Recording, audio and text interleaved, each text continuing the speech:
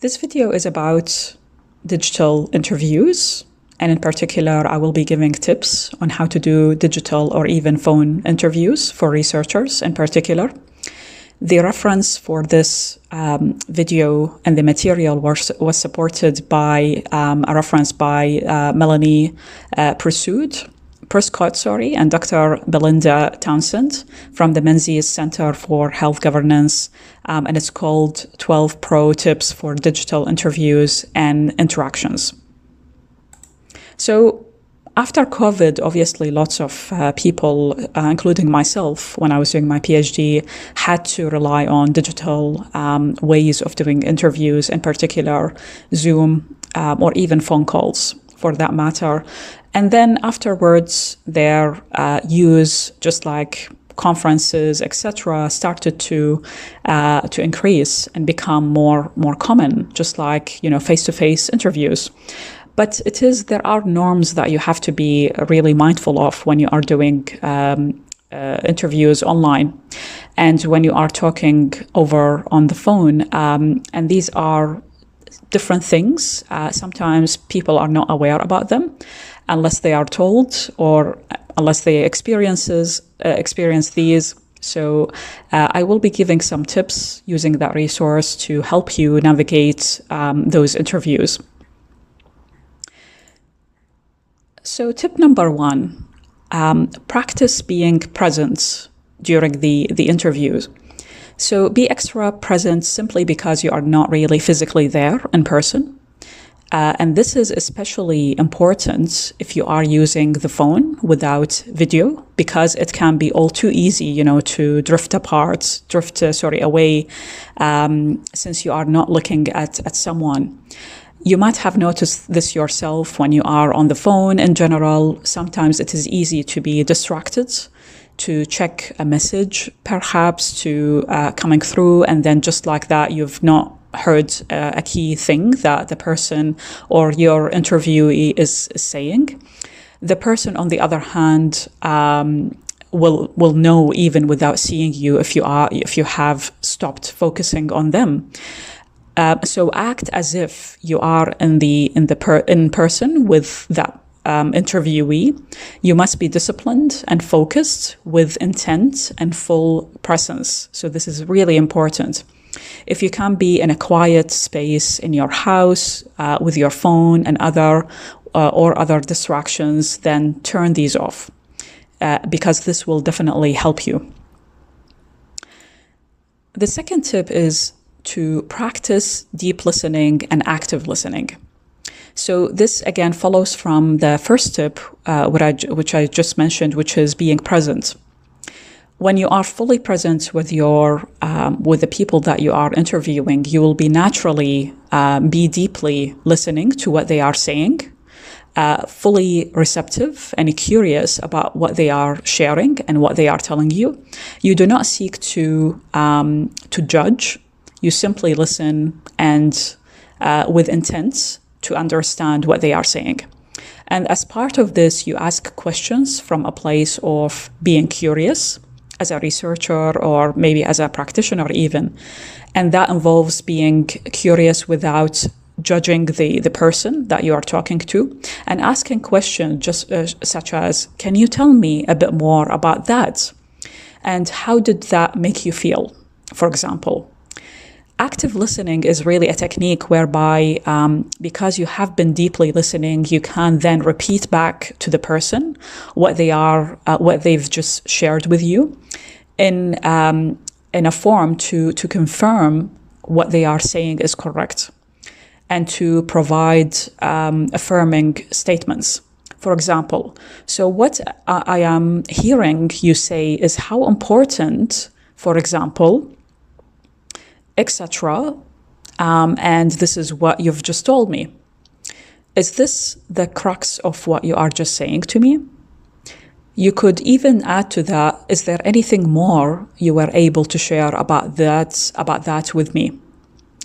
And you could also add sincere, affirming statements, which don't have to mean you agree or disagree with the person, such as, this is such a great insight into X topic. or hearing you speak about this topic this way is really great. And this way has really got me, I'll repeat that again. Hearing you speak about this topic this way has really got me thinking. So using these affirmative statements really also encourages people to speak up and shows engagement, active listening, and deep listening as well. Deep listening and active listening are also key for building trust and rapport with the people that you are interviewing, because your interviewees, that will make them feel heard. Your presence with them is affirmed and they feel comfortable to share their views and deeper insights with you. We all know, the difference between when someone is fully engaged and when they are distracted. Versus, multitasking and drifting off when you've got something else going on your mind. So really practice deep and active listening. The third tip is to think silence and space. So when you are told to interview, one of the things we are trained in it is really the art of being able to be present and to sit still through those awkward poses of silence and awkward moments. So learn to be okay with this over the phone as well as over Zoom. Don't interrupt the poses. Just wait and let your interviewee fill the silent gaps with some extra information if they have any information. So think space and silence are your friends as an interviewer.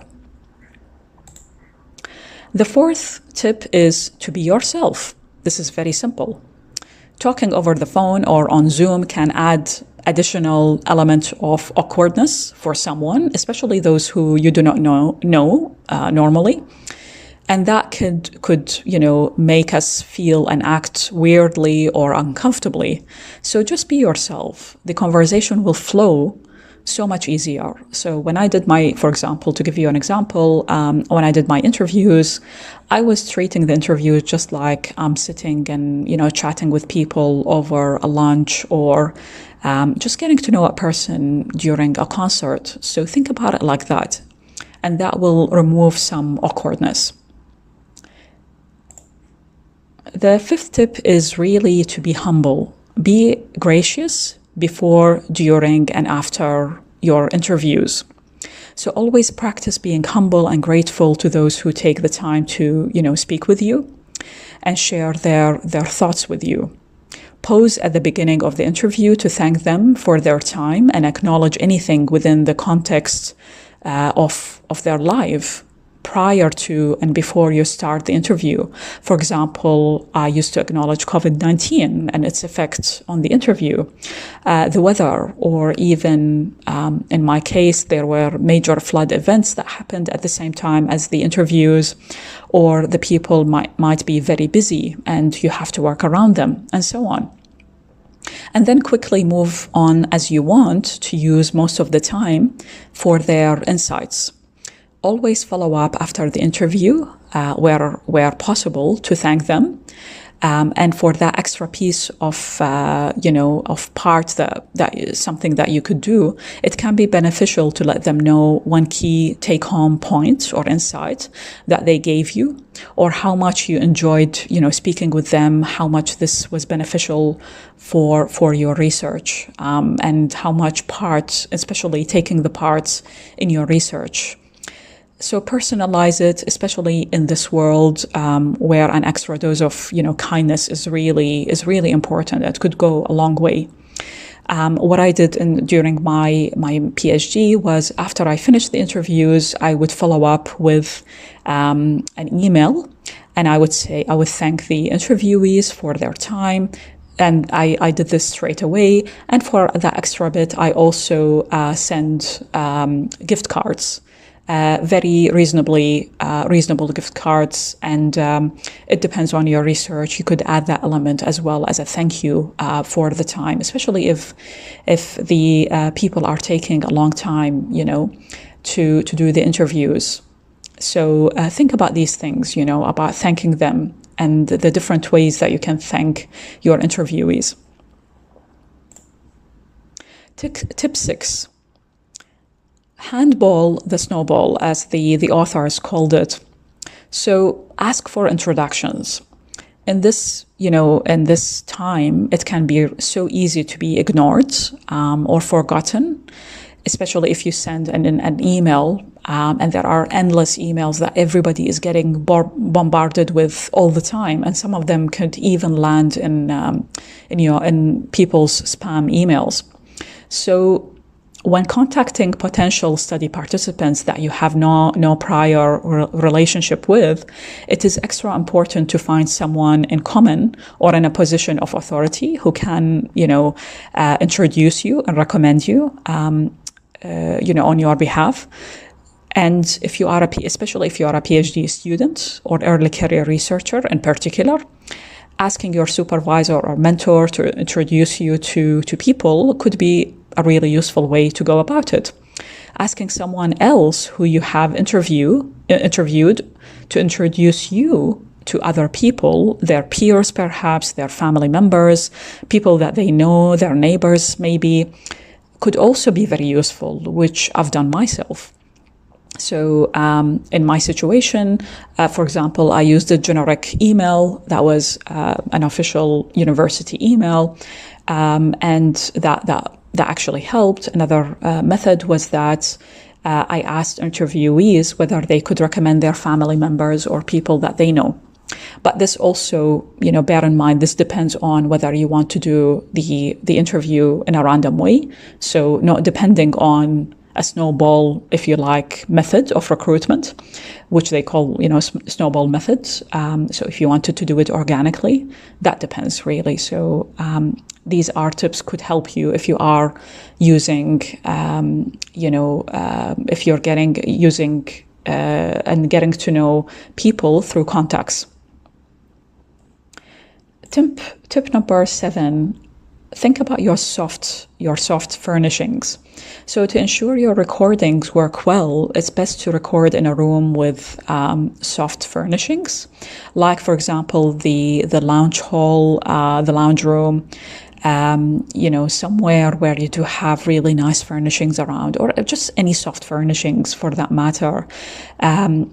You get much better sound and recording quality, which is important, especially if you must listen to your own recordings again and transcribe them, or for the person who ends up transcribing them for you. And avoid tiled rooms like the kitchen, and embrace areas with soft furnishings like carpets, rugs, sofa, etc. And then tip number 8 is to always, which is very important, always check your background and check your hair. So always check your background, remembering that you can use a photo behind you in a Zoom meeting if your home setup is not really ideal for the interviews, which I'm sure lots of people are in this position. And there are so many backgrounds now that you could use through Zoom and other tools or other programs. Also check yourself. You do not want to get a video and be, trying to fix your hair and be distracted that way. Or as they called it, the authors, smoothen your eyebrows or fix the angle of your camera. So get all of that sorted before the interview, because your reputation matters, appearing professional matters, and you don't want to get distracted by the end of the day. This is the most important thing. And also remember that the recordings, there will be recordings, and these could stay for a long time. So you want to be prepared. You don't want to look distracted and really fixated on fixing your hair, for that matters. So always stay tidy. Always think about being neat and tidy and professional as much as you want, as much as you can. And that also include things like not wearing, wearing shoes, for example. Just that by itself will set you up and prepare you for a different interview setting, and prepare you to tackle the interview in a totally different way than say wearing pajamas or something like that. So it's really, really important to do it, to act like that. And then tip number 9 is to be prepared for a failure of platform. And this is, again, another important tip. Sometimes phone or internet reception gets bad, or Zoom cut out.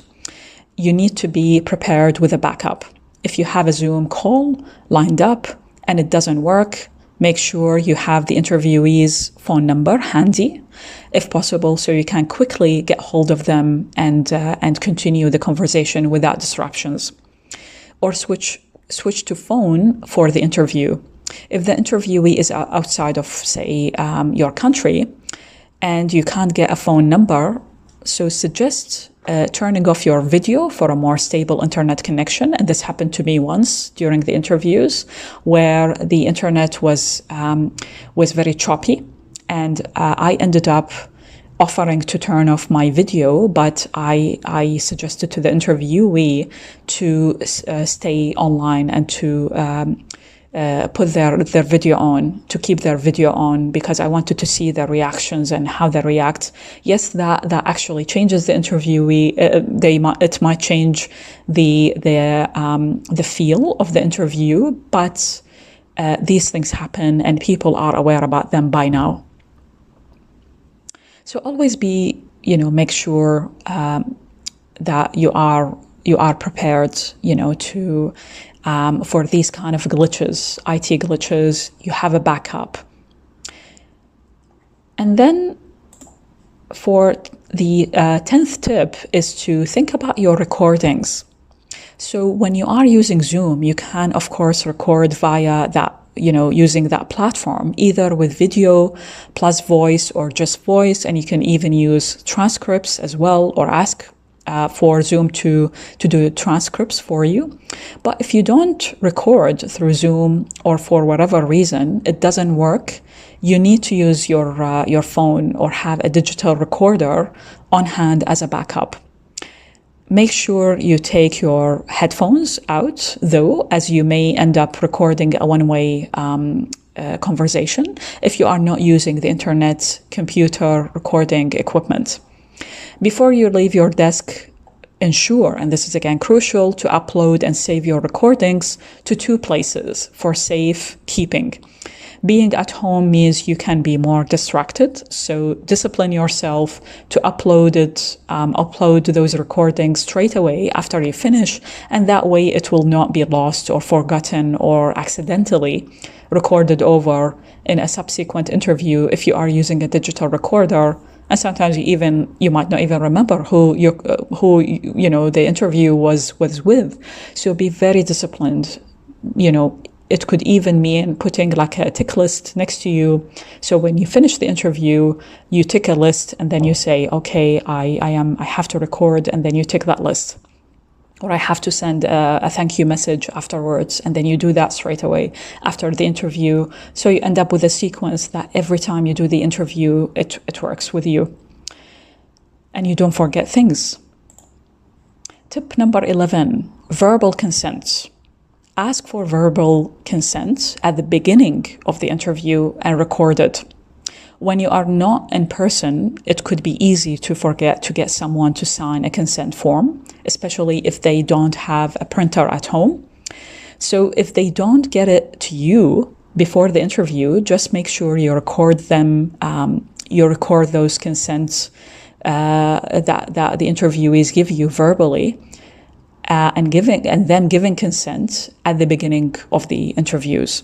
Follow all ethics instructions as you would in a face-to-face interview, such as ensuring the interviewee has read the consent form and information sheet. If you are amending your research to digital and remote due to COVID-19, for whatever reason, it is also important to ensure you are meeting ethics guidelines, including ethics variations wherever possible. And finally, and something we forget to do, look at your interviewee, not how your face is moving when you are doing the interviews and you've got your video on. It can be tempting to just look at yourself because sometimes we get distracted by how we look on video, but don't do that. You will distract yourself. Only focus on the people that you are interviewing and what they are saying and how they are expressing themselves. You will miss this if you fall into the trap of, staring at your own reflection. So this is really important, and it links back to the tip number 1, which is being present during the interviews.